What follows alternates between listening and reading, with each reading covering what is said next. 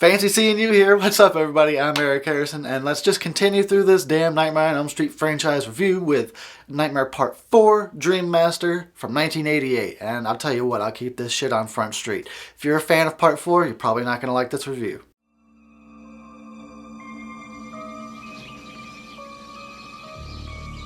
Do you know what terror is? Hello. Do you live here? Nobody lives here.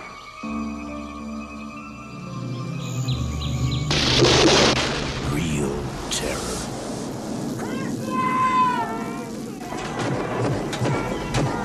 How long has it been since you've been on Elm Street? Welcome to a brand new nightmare. He is the first in fear. Will you help me? God, can someone help me, please? Second to none. Don't let them put you to sleep. He has no mercy and no equal. Now no one sleeps. Get ready. This August, your wildest dreams will come true. How sweet, fresh meat. A Nightmare on Elm Street Part 4. The Dream Master. Okay, so A Nightmare on Elm Street Part 4, The Dream Master, came out in 1988 and it was directed by Renny Harlin. Now, bear with me as I attempt to explain the plot of this sucker. We've got characters back from Part 3, Dream Warriors. We got Kristen, Joey, and Kincaid are all back because they didn't die in the last one, so of course they gotta die in this one. Anyway, what appears to be happening is that, whether she's trying to or not, is Kristen is using her dream power to pull people into her dreams to bring Freddy back to life. Once he comes back, you know, because the dog pisses fire, he wants to get rid of the last of the Elm Street kids and get to a new batch of Elm Street kids. But for whatever reason, Freddy is unable to get to the new Elm Street kids without Kristen's power to pull people into her dreams.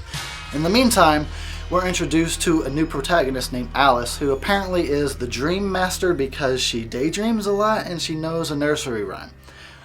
She is able to absorb other people's skills, talent, powers, and knowledge and whatnot.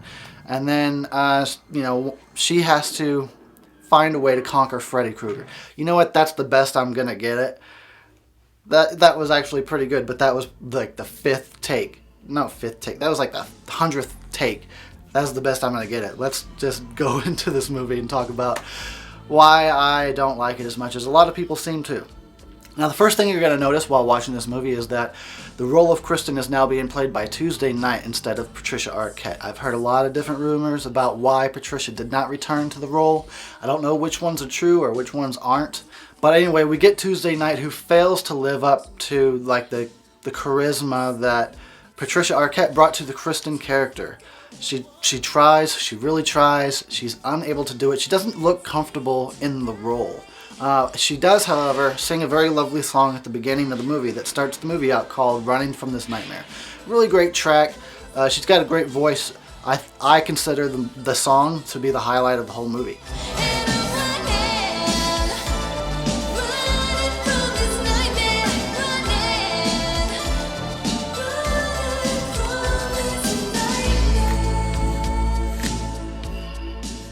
I don't really like to watch a lot of other people's reviews because I don't want their opinions on a movie to possibly affect my opinion on a movie, but sometimes it just can't be avoided. You just stumble on some stuff, and from what I've seen so far, I see a lot of people really like Part 4, and I'm left scratching my head. Why? I've seen people say, and this blows my fucking mind, it's their favorite in the franchise. Okay, that's understandable. Everybody can have a favorite. That doesn't have to be the same as my favorite.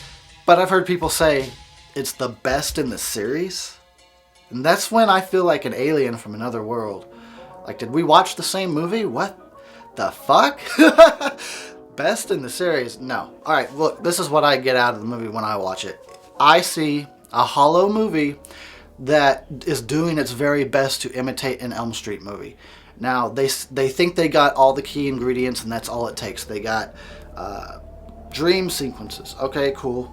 That's great. We got Robert Englund as Freddy Krueger. They got impressive special effects, I'll give you that. But that's all they got. There's no story, there's no character. The script was obviously rushed and is very embarrassingly poorly written. And the delivery of these lines that are already terrible to begin with is fucking cringeworthy. I don't believe in you. I believe in you. I mean, wow. It's like they rushed the script, the production, and they did. This is not me just talking shit. This movie came out the very next year after Dream Warriors. That's a rushed movie, any way you look at it. And it shows. It shows on screen. It shows in the dialogue. It's bad. I mean, they got great special effects. That's cool. I think that's what people like about it.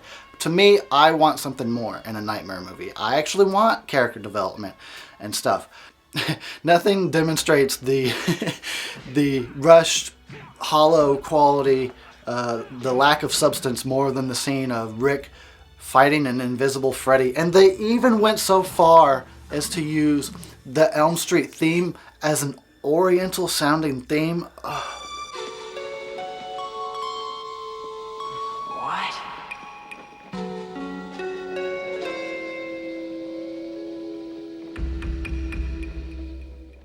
God, they really did that? Wow. Now here's another thing. All right, it's bad enough that the dialogue's so bad, but why do all the girls talk like this? Why do Tuesday Night and Lisa Wilcox both say all their lines like this? Is really weird. Nightmares? Yeah. God, I hate dreaming. I love to dream. I just hate the ones about my dad. How do you handle your nightmares? My mom taught me when I was little. Did you ever hear of the Dream Master? Sounds like a game show host to me. No, it's a rhyme. Now another problem. Sorry. Another problem I have with this movie is that the nightmares happen too fast. We're not really eased into them like we are in some of the past movies where, especially the first one, where things seem kind of normal and then they get kind of weird and then they get kind of weirder and then you get thrown into a strange environment. In this one, it's like the dream starts and then they just throw you right into a strange environment, some big set piece, you know, that is obvious, like, oh, now we're in a dream. There's no questioning about it. You're just there, and they're there to just show off their special effects. There is one scene, though, I do like, is where they start having the looping dream where Alice and Dan are trying to get to save the workout girl, the bench press girl. I forgot her name. Anyway, they're trying to save her, but Freddy's got them stuck in a loop. That's actually pretty cool. And I mean, like I said, I'm not knocking the special effects, like when she turns into a cockroach that's gross as hell. And it's gross, but it looks pretty cool, so that's awesome. And I love that it's still all practical effects. Gotta love that.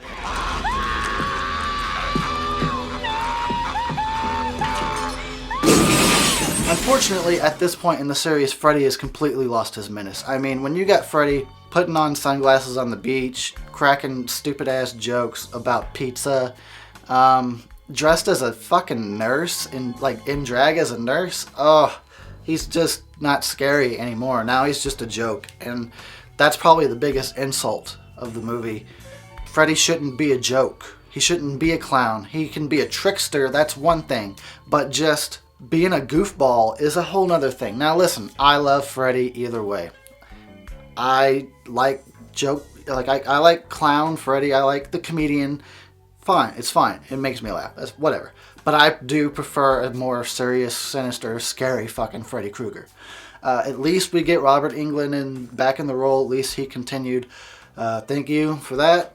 Because even if it is comedy Freddy, only one person can play him, and that's Robert Englund. Alright, so the movie is already kind of goofy, but there's a few particular instances where it just goes off the fucking rails, and that would be first one that comes to mind is we've got the nunchuck scene. So Alice is, she inherited the power of all of her dead friends, and now she's got Rick's power where she knows karate and she can nunchuck, but of course it's just some dude with a fucking bad wig. Terrible wig. And they had millions of dollars on this movie. And they got great special effects, but they couldn't get a better fucking wig than that? Alright, it doesn't stop there, because then there's this scene where she's crawling out the window like Rick used to, and it's an obvious dude. It's like, they didn't even try. It's clearly a guy with a bad wig. It kills me. And what's up with this scene? Dr. Shea to OR staff. Wait. Did she just say what I think she said? Dr.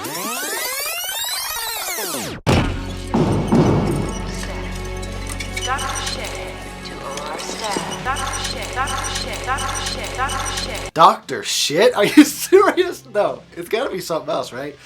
I must be hearing that wrong. Paging Dr. Shit? Come on. For real? Alright, so yeah, the dialogue's terrible. The characters are one-dimensional. Alice is the only person in this movie that actually has any kind of a character arc. She goes from being the shy, timid girl to like a superhero. She turns into like Indiana Jones or something at the end.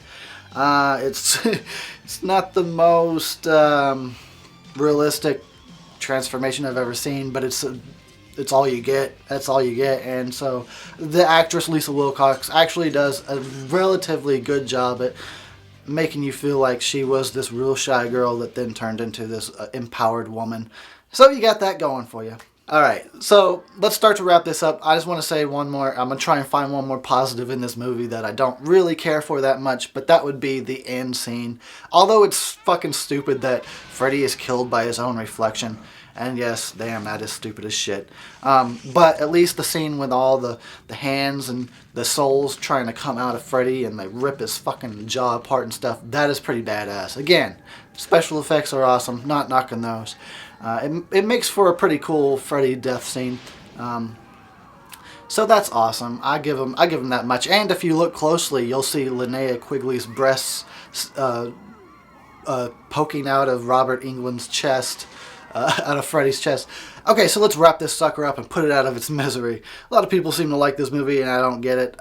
It's just, to me, it's just a hollow shell that's trying to impress you with its special effects and stuff. But having a nightmare scene and Robert Englund may be enough to make an Elm Street movie, but that's not enough to make a good movie. I kind of want more out of it than that, and I'm not getting it. I wanted to give it 2 stars just to be generous. I just not feeling it. I think I'm gonna have to give it a 1.5. It is what it is. Sorry, guys. I'm not impressed with this movie, and I'm not impressed with the ones that come after it either. So, get in the right mind frame, because we're in for a rough ride here on out. Coming up next, it's gonna be The Dream Child. I'm gonna try a new intro. Here we go.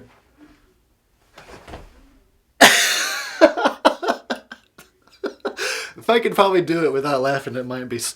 No, it'll still be stupid. It'll still be stupid. I'm trying again. What's up, fools? Okay. King of the Dorks. You're looking at him.